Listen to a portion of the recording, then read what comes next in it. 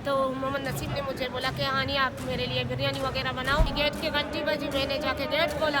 Gate के जैसे खोला 15-20 के करीब लोग थे नकाबपोश। जैसे कि मेरी आँख खुली, मैंने वहाँ का वो तरीका देखा। एक बड़ा शीशा लगा हुआ था कमरे में, थप्पड़ मारते थे, बंदूक के बट भी मारते थे, बाल भी नोचते थे।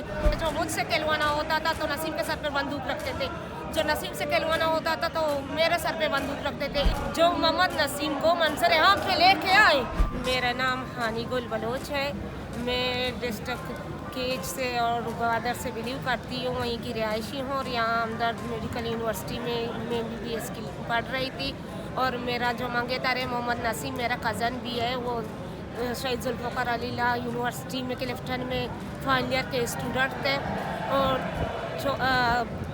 मई के 14 तारीख था, रमज़ान का महीना था 2019 को। पिछले साल मैं घर में थी, उसी दिन मेरे यूनिवर्सिटी की छुट्टियां निकली थी। शाम को मैं आ गई थी घर, नसीम मुझे लेने आया था। तो फिर हमारा इरादा था कि हम अगले दिन निकल के वापस बलूचिस्तान जाएंगे छुट्टियां मनाने के लिए।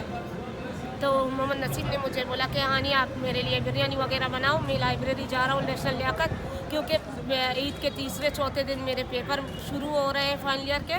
तो मैं रात के 8-9 बजे तक वापस घर पहुँच जाऊँगा।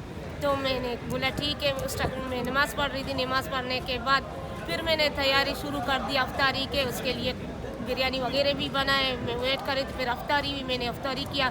जैसे कि 8 बज गए, 8 के बाद फिर 9 बज गए, मैं उसका वेट कर रही थी। फिर मैंने उसी टाइम उसका नंबर लगाया कि मोहम्मद नसीम को फ़ोन करूं, कहाँ पर है, लेट हो रहा है, टाइम पे नहीं आ रहा है। तो मोहम्मद नसीम का नंबर ऑफ आ रहा था। इतने में फिर मैं लगाती गई, फिर मैंने उसको मैसेजेस दिए।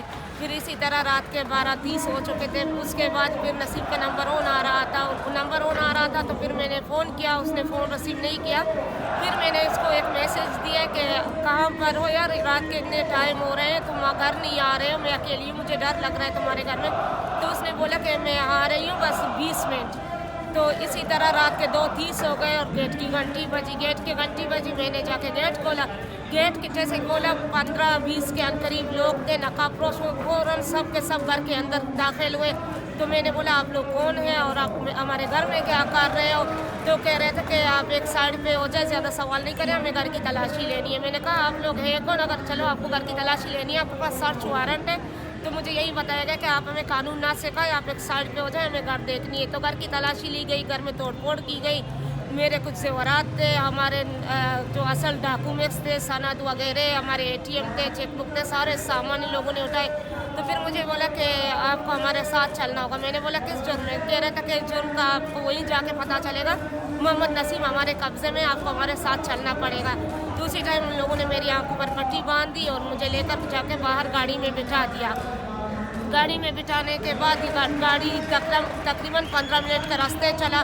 फिर उसके बाद गाड़ी एक गेट के अंदर गई, गेट खोलने की आवाज़ हुई, फिर रुक गया, फिर दूसरे गेट खोलने की आवाज़ हुई। इसी तरह 2 मिनट के बाद गाड़ी रुक गया। फिर मेरा हाथ पकड़ के जाके मुझे बिठा दिया गया, मेरी आंखों से पट्टी खोल दी गई। तो मुझे बोला बेटा इंतज़ार करें, नसीम दूसरे गाड़ी में है, मोहम्मद नसीम को लेके आ रहे हैं। तो जैसे कि मेरी आँख खुली, मैंने वहाँ का वो तरीका देखा। एक बड़ा शीशा लगा हुआ था कमरे में, एक टेबल था, चेयर था, वहाँ पे लगे हुए थे और कैमरे भी कमरे में बहुत सारे लगे हुए थे। इसके बाद फिर मैंने बोला अभी तक उन्होंने कह रहा है कि दूसरे गाड़ी में है, उसको लेके आ रहे हैं, बस आप मुतमईनी से भेज जाओ। फिर मोहम्मद नसीम को लेके आए। मोहम्मद नसीम के हाथ में हथकड़ी लगा हुआ था और उसे नकाब भी लगा हुआ था। तो मैंने बोला मोहम्मद ये नसीम क्या हो रहा है, तुमको लाइब्रेरी? कहते हाँ मैं लाइब्रेरी गया हुआ था, लाइब्रेरी नेशनल लियाकत लाइब्रेरी में मैं फारिग होके वहाँ से आ रहा था रास्ते में। तो मैंने देखा कि 2 बाइक वाले मेरे पीछे हैं, एक आगे एक पीछे। जैसे कि मैं इम्तियाज़ पुल ब्रिज तक मैं पहुँच गई, उसके नीचे मैंने यूटर्न ली, एक आगे आया और एक पीछे, हम दोनों ने मुझे रोक के रखा। फिर मुझे थप्पड़ मार के गाड़ी में बिठा दिया और नकाब मेरे चेहरे पे लगा दिया। फिर यहाँ पे अल्लाह के बिठा दिया। और जब तुम मुझे फ़ोन कर रहे थे, मैं नंबर नहीं उठा रही थी, मैं इन लोगों के पास ही है, मुझे पूछताछ कर रहे थे, मुझे मार रहे थे। और मैंने देखा वाकई में नसीम को ज़ख्मात कुछ लगे हुए थे। तो बोला इन लोगों ने मुझे मारा है कि बोले आप मैं तंजीम के लिए काम करती हूँ, मैं पिलाने के लिए काम करती हूँ, जबकि मेरा इन चीज़ों से कोई वाबस्तगी नहीं है। तो मैं यही कह रहा हूँ कि मैं खुद कानून की स्टूडेंट हूँ, फाइनल ईयर की, शहीद जुल्फ़िकार अली भुट्टो लॉ यूनिवर्सिटी की। तो मैं इस तरह कैसे कर सकती हूँ? अगर मेरा इन चीज़ों से कोई वाबस्तगी होता तो मैं पहाड़ों में जाके बैठ गया होता। मैं यहाँ सिंध में बैठ के अपनी एजुकेशन मुकम्मल नहीं कर रहा होता, अपनी फ्यूचर प्लान नहीं कर रहा होता। तो इसी तरह फिर इन लोगों ने बोला कि मोहम्मद नसीम को उठा के गाड़ी में बिठा दो और इनकी आंखों में पट्टी बांध के दूसरे कमरे में शिफ्ट कर दो। मुझे दूसरे कमरे में शिफ्ट कर दिया गया।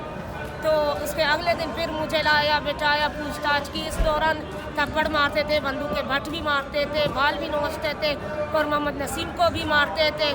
तो हमारे घर से जो फ़ोन आता था वो यही कहते थे कि उनको पता ना चले कि हमने आप लोगों को अगवा किया हुआ है, आप हमारे पास है। तो हमारा फ़ोन लाते थे, हमारी बात करवाते थे। वो भी बंदूक के नोक पे बंदूक हमारे सर पे रखते थे। जो मुझसे कहलवाना होता था तो नसीम के सर पे बंदूक रखते थे, जो नसीम से कहलवाना होता था तो मेरे सर पे बंदूक रखते थे। इसी तरह 11 अगस्त 2019 को रात 2 बजे मुझे इकरा यूनिवर्सिटी के सामने उतार दिया गया। उस टाइम मुझे टाइम का इस तरह पता चला कि मेरा मोबाइल जो था, जो हमारे मोबाइल वगैरह थे, उन लोगों के पास जो मेरा नोकिया का मोबाइल था उन लोगों ने मुझे दिया था। कह रहे थे कि जब हमारी गाड़ी की आवाज़ ख़त्म नहीं होगी आप अपना मोबाइल नहीं खोलेंगे, जब हमारी गाड़ी की आवाज़ ख़त्म होगी तो आप मोबाइल खोलेंगे।